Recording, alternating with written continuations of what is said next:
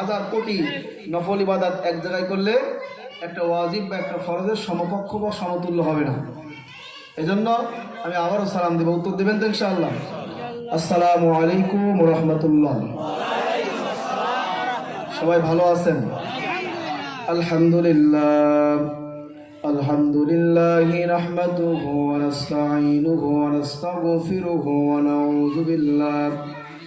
ونعوذ بالله من شرور أنفسنا ومن سيئات أعمالنا من يهده الله فلا مضل له ومن يضلل فلا هادي له وأشهد أن لا إله إلا الله وحده لا شريك له وأشهد أن سيدنا مولانا محمدا عبده ورسوله الذي أرسله بالحق بشيرا ونذيرا وداعيا إلى الله بإذنه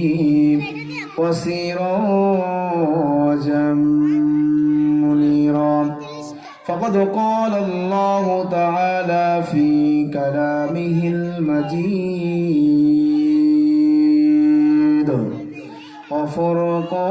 وفرقان الحميد. أعوذ بالله من الشيطان الرجيم. بسم الله الرحمن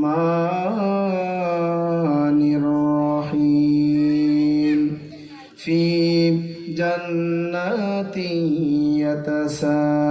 يتساءلون عن المجرمين ما سلككم في سقر قالوا لم نك من المصلين ولم نك نطعم المسكين وكنا نخوض مع الخائضين وكنا نكذب بيوم الدين. وقال تعالى إن الله وملائكته يصلون على النبي يا أيها الذين آمنوا صلوا عليه وسلموا تسليما. সকলে প্রাণ খুলে মহব্বতের সঙ্গে জবান খুলে বলি আল্লাহুম্মা সাল্লি আলা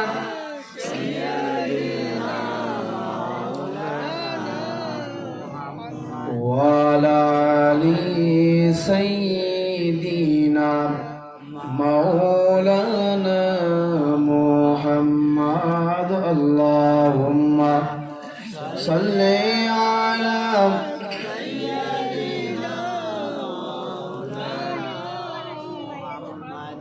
وعلى آل سيدنا حبيبنا মুহাম্মদ. ইমানের পথে অবিচল থেকে আমার মরণ যেন হয়। ইমানের পথে অবিচল থেকে আমার মরণ যেন হয়। তোমারই কাছে মিনতি আমার, তোমারই কাছে মিনতি আমার, ওগো রহিম রহমান। ইমানের পথে অবিচল থেকে আমার মরণ যেন হয়। কালেমা লা ইলাহা ইল্লাল্লাহ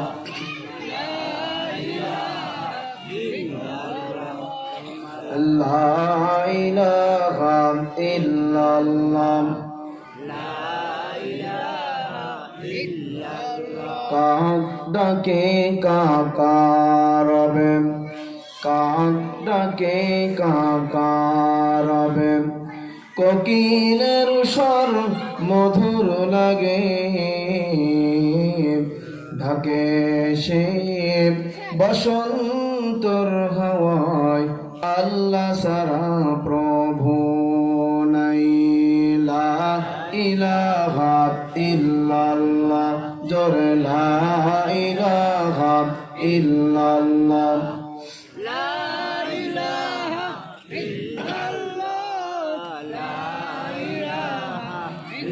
নবী আবুবকর গারে সোরে, নবী আবুবকর গারে সোরে, তাই না দেখে মা করো সারা, জাল বনিয়া যায়, কবুতর সে পাশে বসে স্মরণ করে, তাই লা ইলাহা ইল্লাল্লাহ, লা ইলাহা ইল্লাল্লাহ,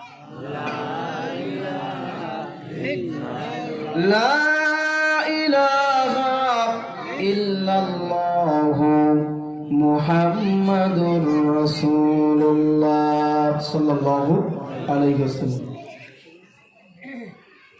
আলহামদুলিল্লাহ, বাংলাদেশের সুপ্রসিদ্ধ বিভাগীয় জেলা খুলনা জেলার এই রূপসী রূপসার অন্তর্গত এই মৌসাবনী নুরানি তালিমুল কোরআন মাদ্রাসা ও যুব সমাজের উদ্যোগে এক বিশাল তাফসিরুল কোরআন মাহফিলের সম্মানিত সভাপতি, উনি মনে হয় উপস্থিত নাই, হাফেজ মোহাম্মদ হামিদুল ইসলাম, অফিসার ইসলামী ফাউন্ডেশন রূপসা খুলনা। আজকের আমন্ত্রিত মেহমান হিসেবে যিনি উপস্থিত থাকবেন তিনি অলরেডি মনে হয় আপনাদের মাঝে চলে আসছেন বা আসার পথে। আন্তর্জাতিক খ্যাতিসম্পন্ন মুফাসসির কোরআন, বিশিষ্ট ইসলামী চিন্তাবিদ, বাতিলের আতঙ্ক আলহাজ হাফেজ মাওলানা শেখ সাইদুল ইসলাম সাইদ হাফিজাহুল্লাহ।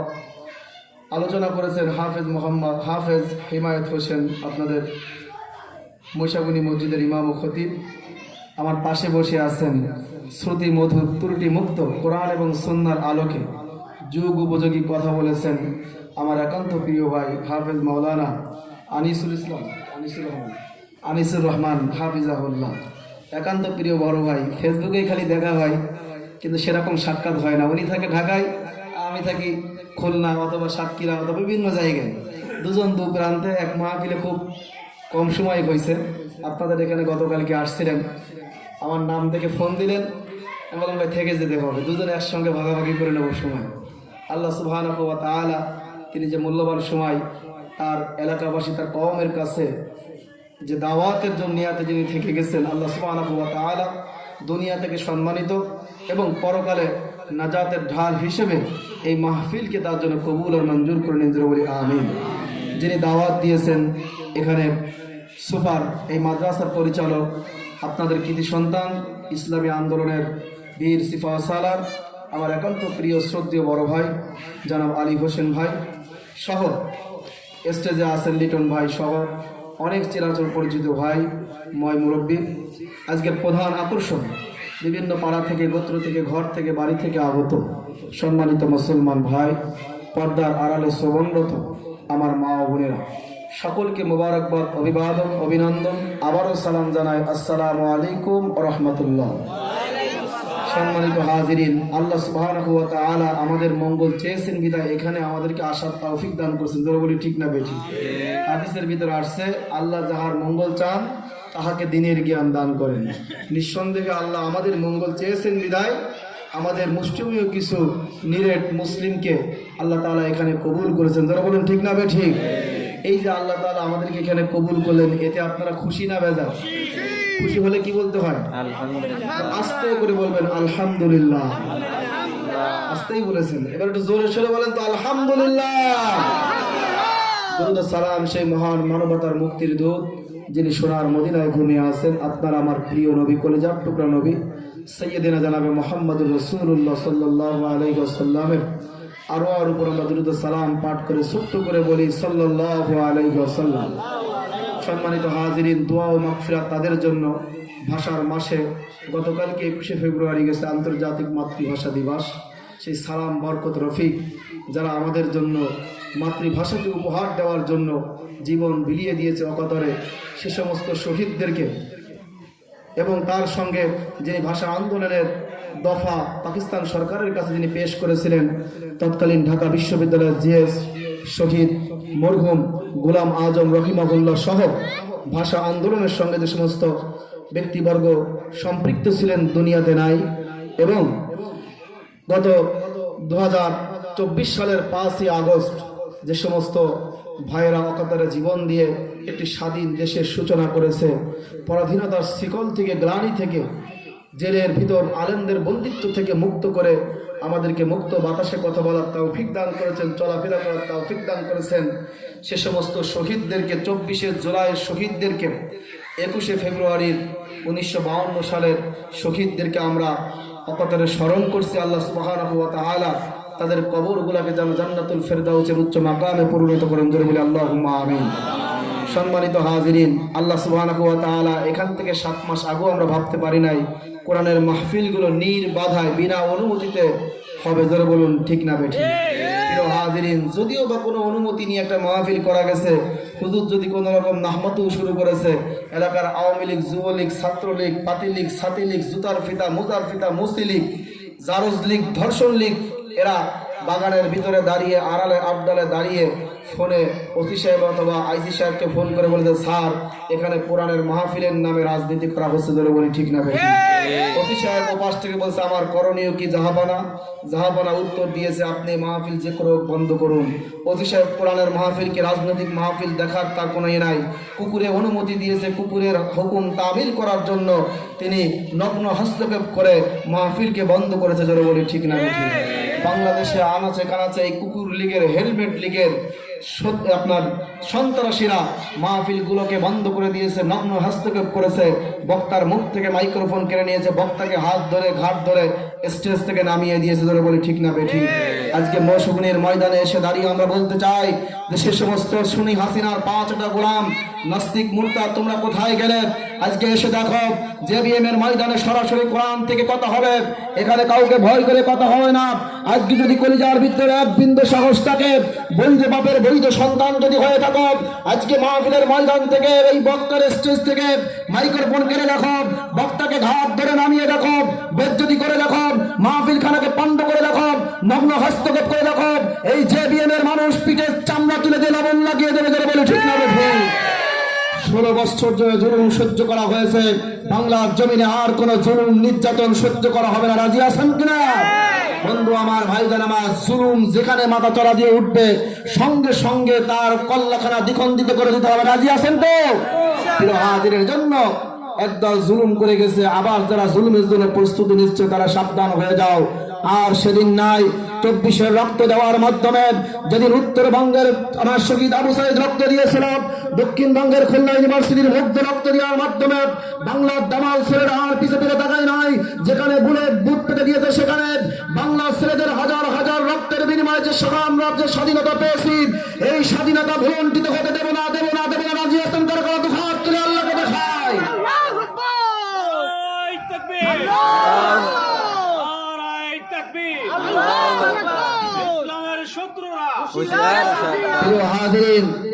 যারা আগামীতে ক্ষমতা আসার স্বপ্ন দেখছেন, একদল যেভাবে বিদায় নিয়েছে, আপনাদেরও সেদিকে শিক্ষা নেওয়ার দরকার আছে না নাই? আমরা দেখতে পাচ্ছি বাংলাদেশের আকাশে আবার, পূর্ব আকাশে আবার কালো মেঘ জমতেছে। আর যারা এই কালো মেঘ জমাচ্ছেন, বোর্ড রোজার যদি খনি হাসিনার আশেপাশে যদি উঠতে পারে, আপনাদেরকেও কিন্তু বোর্ড রোজার থেকে ছাড় দেওয়া হবে না। আপনাদের বাড়ি গাড়ি সবকিছু কিন্তু ধ্বংস করে দেওয়া হবে যদি বাংলার জমিনে আর একটা জুলুমের উৎপত্তি যদি আপনারা করেন, বলে ঠিক না ঠিক? প্রিয় হাজিরিন, আর ভূমিকার দিকে যাব না, যে আয়াত তেলাওয়াত করেছে ইনশাআল্লাহ সেদিকে আমরা চলে যাব ইনশাআল্লাহ। আমি আপনাদের মাঝে সূরাতুল মুদ্দাসসিরের 40 থেকে 46 নম্বর আয়াত তেলাওয়াত করেছি। আল্লাহ পাক রব্বুল আলামিন যদি চান, এখান থেকে যেন কিছু কথা আমরা বলতে পারি হিদায়াতের নিয়াতে, জোরে বলি আল্লাহুম্মা আমিন। প্রিয় হাজিরিন, একটা আলোচনা তাফসীর বোঝার জন্য 5টা জিনিসের প্রয়োজন আছে। কয়টা জিনিস? 5টা জিনিস। 1 নম্বর হচ্ছে সূরার পরিচয়, 2 নম্বর হচ্ছে সূরার নামকরণ, 3 নম্বর সূরার শানে নুজুল, 4 নম্বর হচ্ছে আর তেলাওয়াতকৃত আয়াতের ব্যাখ্যা, 5 নম্বর হচ্ছে শিক্ষা। এই 5টা জিনিস যদি আপনি জানতে পারেন, ওই আয়াত সম্পর্কে, ওই সূরা সম্পর্কে আপনারা কোনো অজানা কিছু থাকবে না। আল্লাহ সুবহানাহু ওয়া তাআলা যেন আমাদেরকে এই তাফসীর বুঝে এখান থেকে যাওয়ার তৌফিক দান করেন, বলে আল্লাহুম্মা আমিন। তাহলে আসেন কাম টু দা পয়েন্টের দিকে চলে যাই। 1 নম্বর হচ্ছে সূরার পরিচয়। এই সূরাটি পবিত্র কোরআনুল কারীমার 114টি সূরার ভিতর 74 নম্বর সূরা। কত নম্বর সূরা? 74 নম্বর সূরা। এর আয়াত আছে 56টা, রুকুর সংখ্যা হচ্ছে 2টা। চলে গেল সূরার পরিচয়। এবার আসেন সূরার নামকরণ। এই সূরাটির নামকরণ করা হয়েছে সূরার প্রথম আয়াত ইয়া আইয়ুহাল মুদ্দাসসির। এই মুদ্দাসসির শব্দকে নিয়ে এই সূরার নামকরণ করা হয়েছে।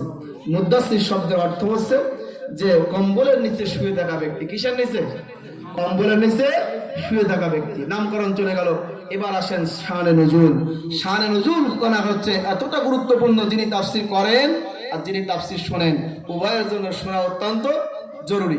প্রিয় হাজিরিন, এর শানে নজুল যদি জানতে হয় তাহলে বুখারী শরীফের 4 নম্বর হাদিসখানা আমাদেরকে অবলোকন করতে হবে, আমাদেরকে পড়তে হবে, দেখতে হবে, জানতে হবে। প্রিয় হাজিরিন, রাসূল পাক সাল্লাল্লাহু আলাইহি ওয়াসাল্লাম যখন বয়স 17, কত বছর? 17 বছর বয়স, তখন তিনি দেখলেন জুলুম জুলুম, নির্যাতন নির্যাতন আর নির্যাতন, চুরি ডাকাতি, জেনা ব্যভিচার, হত্যা ধর্ষণ, গুম খুন, ছিনতাই রাহাজানি, বিভিন্ন টেন্ডারবাজি, চাঁদাবাজি, বিভিন্ন ধরনের অন্যায় অত্যাচার ছাড়া আর কিছুই নাই। প্রিয় হাজিরিন, বর্তমান যাদের বয়স 17 বছর হয়েছে, 19 বছর হয়েছে, 20 বছর হয়েছে, তারা খুনি হাসিনা, জুলুম নির্যাতন ছাড়া আর কিছুই পায় না। যারা বলুন ঠিক না বেঠি? প্রিয় হাজিরিন, খুনি হাসিনা আর কিছু দিতে পারুক আর না পারুক, বাংলা জনগণের দরজার কড়া নাড়া দিয়ে দিয়ে জুলুম এবং নির্যাতন খানা প্রবেশ করিয়ে দিয়েছে। যারা বলুন ঠিক কিনা? প্রিয় হাজিরিন, ঠিক রাসূলুল্লাহ সাল্লাল্লাহু আলাইহি ওয়াসাল্লামের বয়স যখন 17 বছর হলো, তখন তিনি এভাবেই দেখতে পেলেন জুলুম আর নির্যাতন। বিশ্বনবী চিন্তা করলেন একা থাকা যাবে না, সংঘবদ্ধ হতে হবে, এই সমাজ থেকে জুলুম নির্যাতন অকাতরে চিরতরে বিদায় দিতে হবে। তিনি একটা সংগঠন করলেন 17 বছর বয়সে, নাম হচ্ছে হিলফুল ফুজুল। নাম জানি না আমরা? হিলফুল ফুজুলের মাধ্যমে সুদীর্ঘ 23 বছর অর্থাৎ 40 বছর বয়স পর্যন্ত সমাজ থেকে অন্যায় অত্যাচার জুলুম নির্যাতন তিনি বিসর্জন দেওয়ার চেষ্টা করলেন, দূর করার চেষ্টা করলেন, কিন্তু কোনো লাভ হলো না। যে জুলুম যেখানে ছিল সেখানেই থেকে গেল। বিশ্বনবী মনের দুঃখ মনে নিয়ে, মনের ব্যথা মেনে নিয়ে হেরা পর্বতে তিনি আরোহণ করলেন, আল্লাহর কাছে নালিশ দিলেন। আল্লাহ পাক রব্বুল আলামিন একখানা পরশ পাথর নাজিল করলেন। জোরে বলুন, সে পরশ পাথরখানার নাম কি? পবিত্র কুরআনুল কারীম। কি? পবিত্র কুরআনুল কারীম। প্রিয় হাজিরিন, এই পরশ পাথরের মাধ্যমে কি হলো?